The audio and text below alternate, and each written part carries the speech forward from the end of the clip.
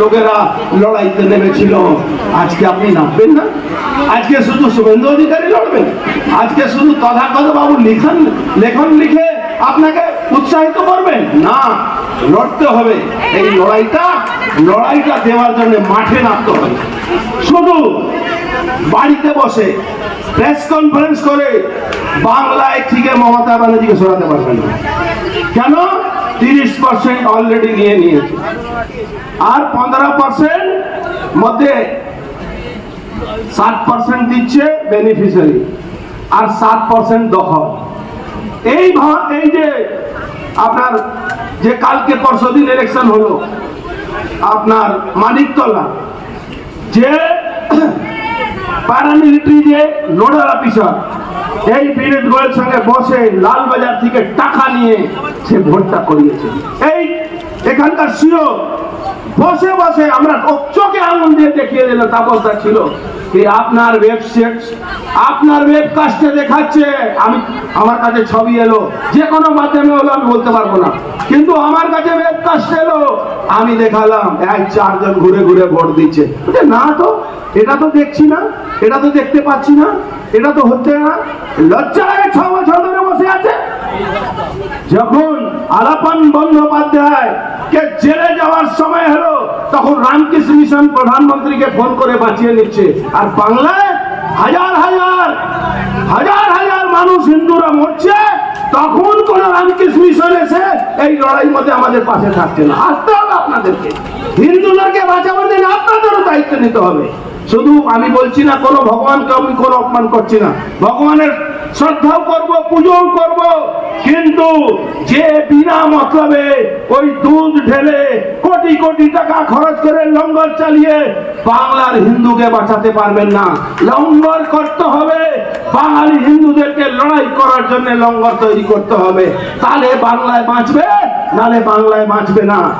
আর আমাদের একজন নেত্রী বলে গেলেন কি আমরা ক্ষমতা এলে আমরা সেভাবে তাদেরকে কিছু বলব না। আমি আপনার কথা সমর্থন করছি, কিন্তু দিদি একটা কথা বলে, একটা গল্প বলে আমি শেষ করে দিই। একজন শিয়াল ছিল, সে প্রত্যেকটা মানুষ নিজের পরিবার স্ত্রীকে একটু নিজের যে বড় সেটা দেখাতে চায়।